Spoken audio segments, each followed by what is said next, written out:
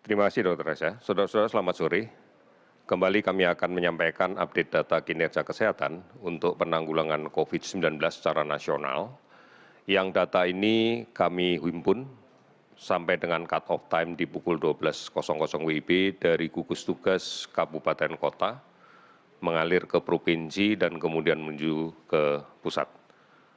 Setelah data kami terima, kami tentunya akan melakukan cross-checking data, karena data yang kami terima adalah data yang berasal dari data laboratorium melalui all record, yang kemudian kita konfirmasi dengan data rumah sakit untuk memastikan apakah ini pasien follow up atau pasien baru.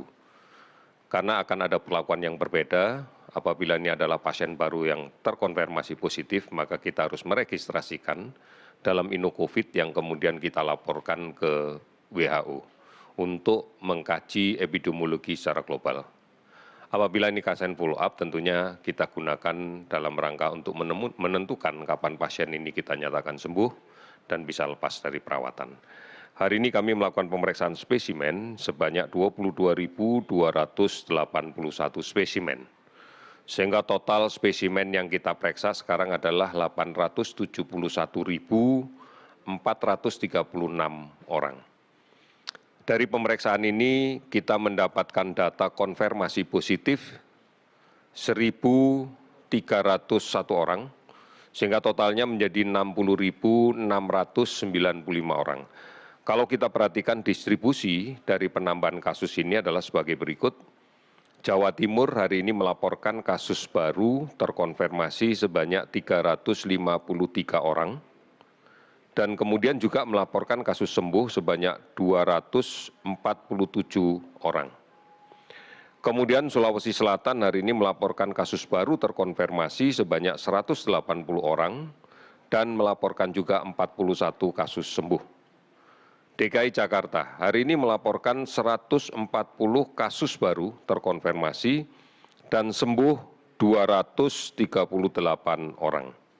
Jawa Tengah melaporkan 134 kasus baru dan 50 sembuh. Kalimantan Selatan melaporkan 110 kasus baru dan 28 sembuh. Kalau kita perhatikan dari 34 provinsi ini ada 16 provinsi yang hari ini melaporkan penambahan kasusnya di bawah 10. Ada 6 provinsi yang hari ini tidak melaporkan ada penambahan kasus.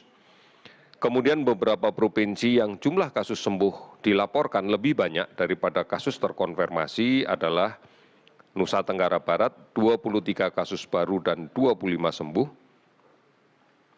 Banten, 21 kasus baru dan 54 sembuh.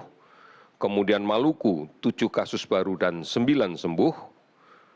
Riau, 4 kasus baru dan 12 sembuh. Kepulauan Riau, 3 kasus baru, 4 sembuh.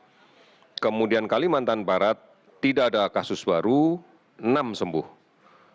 Kalimantan Utara, tidak ada penambahan kasus baru, dilaporkan 6 kasus sembuh. Kemudian Sulawesi Selatan, Sulawesi Tengah, tidak ada penambahan kasus dan 1 sembuh. Saudara-saudara, total sembuh hari ini adalah 901 orang, sehingga akumulasi keseluruhan menjadi 27.568 orang. Kalau kita perhatikan persentase nasional sembuh, sekarang berada di kisaran 42%, namun kalau kemudian kita perhatikan, sudah lebih dari 13 provinsi yang memiliki persentase sembuh di atas 70%. Dan angka ini pasti akan naik, karena proses sembuh ini membutuhkan waktu. Saudara-saudara, banyaknya kasus baru yang kita temukan ini disebabkan karena tracing yang semakin agresif yang dilaksanakan oleh Dinas Kesehatan Daerah, disertai dengan testing yang masif dari tracing yang kita dapatkan. Tentunya kasus yang kami laporkan adalah kasus yang konfirmasi positif dari pemeriksaan antigen, baik dengan menggunakan real-time PCR maupun dengan menggunakan TCM. Karena kasus konfirmasi positif pemeriksaan inilah yang masuk di dalam registrasi untuk pengamatan epidemiologi dunia, bukan menggunakan hasil pemeriksaan rapid test.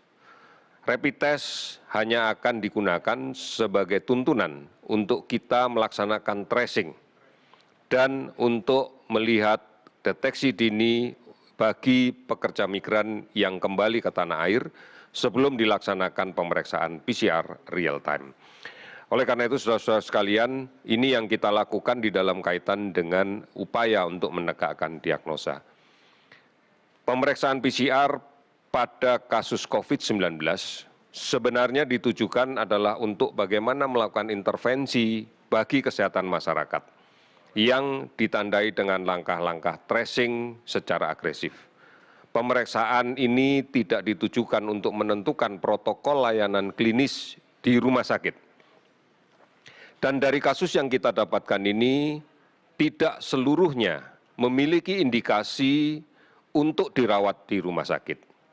Banyak hasil pemeriksaan konfirmasi positif yang kemudian tidak disertai dengan gejala klinis yang diindikasikan untuk kita rawat. Sehingga kita akan memberikan saran untuk melaksanakan kegiatan isolasi secara mandiri di rumah masing-masing. Inilah yang kemudian bisa kita lihat bahwa kapasitas tempat tidur yang kita siapkan untuk menangani COVID-19 ini tidak 100% terisi.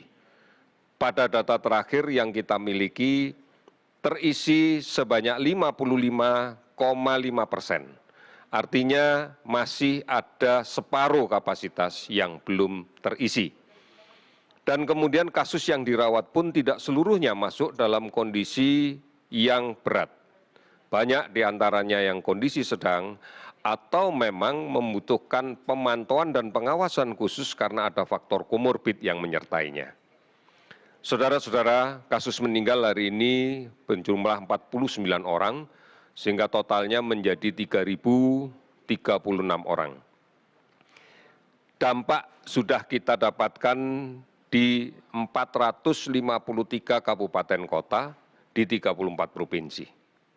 Kami masih ketat melakukan pemantauan dari orang yang diduga memiliki kontak erat dengan kasus konfirmasi positif yang kita kenal sebagai ODP, ini sebanyak 38.767 dan sebagian sudah selesai kita pantau pada kurun 14 hari dan ternyata tidak menunjukkan gejala sakit apapun, maka kita nyatakan tidak kita pantau kembali. Kemudian pasien dalam pengawasan yang kita laksanakan perawatan dan pengawasan ketat sebanyak 13.609 orang. Saudara-saudara, inilah kinerja data kita. Kita harus melihat secara utuh bukan hanya penambahan kasusnya, tetapi juga penambahan jumlah yang sembuh. Karena ini menjadi penting, karena bisa menggambarkan tentang beban layanan rumah sakit yang sesungguhnya. Saudara-saudara, ikuti perkembangan COVID-19 ini pada berbagai informasi yang telah kami siapkan secara resmi agar kita semua bisa mengikuti perkembangannya dengan baik. Sekali lagi kami mengingatkan, saat ini kita sudah waktunya kembali untuk beraktivitas, tetapi orientasi aktivitas kita adalah aktivitas yang produktif. Oleh karena itu, kami berharap apabila memang aktivitas itu tidak terkait dengan produktivitas kita, sebaiknya ditunda. Karena kita tidak pernah tahu bahwa di lingkungan di luar rumah, kemungkinan ada kasus positif yang berada di tengah-tengah kita. Inilah menjadi sumber penularan untuk kita. Apabila kita melakukan aktivitas yang produktif pun harus dengan mematuhi protokol kesehatan yang kita tentukan. Mari kita melindungi diri kita, menggunakan masker, menjaga jarak, dan rajin mencuci tangan dengan menggunakan sabun dan air mengalir, ini adalah bagian yang terpenting. Ingat, kita harus kembali produktif, tapi mengedepankan aman. Kita bisa membayangkan manakala aktivitas produktif kita malah mendapatkan penularan penyakit ini. Maka keluarga kita yang di rumah, anak-anak kita, saudara-saudara kita, orang tua kita akan memiliki kemungkinan tertular dari kita. Oleh karena itu, patuhi protokol kesehatan ini. Ini harus dilaksanakan sekarang juga, bersama-sama, terus-menerus, dan penuh kesadaran untuk disiplin menjalaninya. Dengan cara seperti ini, maka kita akan bisa mengendalikan penularan COVID-19 ini. Saudara-saudara, mari dengan optimisme, kita yakin bisa melakukan ini. Kita yakin dan kita bisa mengerjakannya. Terima kasih, selamat sore.